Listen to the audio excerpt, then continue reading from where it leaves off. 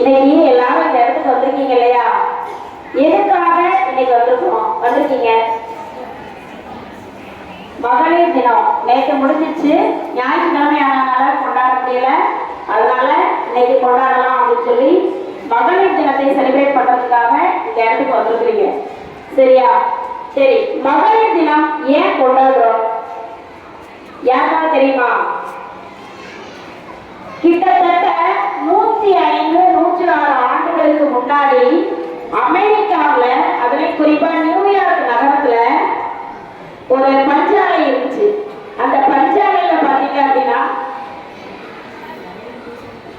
ஒரு பெண்களுக்கு ஒரு நாளைக்கு வேலை எத்தனை மணி நேரம் அப்படின்னா 16 மணி நேரம் அவங்க வந்து கம்பல்சரி வேலை செஞ்சாகணும். சரியா?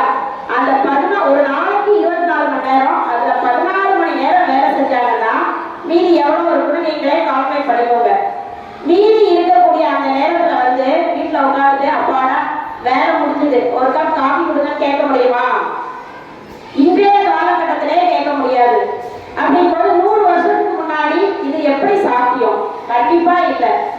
அப்போ அன்னைக்கு 16 மணி நேரம் வேலை முடிஞ்சு மீதி இருக்கக்கூடிய நேரத்துல தான் அன்னைக்கு என்ன அடுப்பு இருந்ததோ, இந்த காலத்துல இருக்கிற மாதிரி வாஷிங் மிஷின் எதுவுமே அப்ப கிடையாது. அப்ப அவங்களே அந்த வீட்டு வேலைகளையும் பார்த்து, பிள்ளைங்களை பார்த்து, வீட்டை வச்சு எல்லாத்தையும் சமாளிச்சு வரணும். அப்ப அது எவ்வளவு கஷ்டம் அப்படிங்கிறத நீங்க புரிஞ்சுப்பீங்க. ஆனா அந்த நேரத்துல என்ன பண்ணாங்க அப்படின்னா, திடீர்னு அனைத்து பெண்களும் ஒன்றிணைந்து அமெரிக்காவில் நியூயார்க் நகரத்தில் உள்ள தெருக்கள்ல எல்லா பெண்களும் ஒன்று சேர்ந்து ஒரு அறிவிக்கப்படாத போராட்டத்தை செஞ்சாங்க. யாருமே அந்த போராட்டத்தை செய்வாங்க அப்படின்னு சொல்லி எதிர்பார்க்கவே இல்லை. எல்லாரும் ஒன்று சேர்ந்துட்டாங்க. என்ன போராட்டம் அப்படின்னா, எங்களோட வேலை நேரத்தை குறைங்க அப்படின்னு சொல்லிட்டு. அதாவது நிறத்தை பொறுத்தவரின் கோபம் நெருப்பு போன்றது.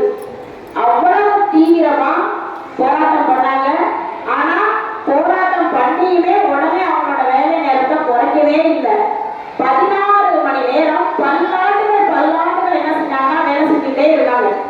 ஆனாலும் பாத்தீங்க அப்படின்னா அவங்க விடவே இல்லை.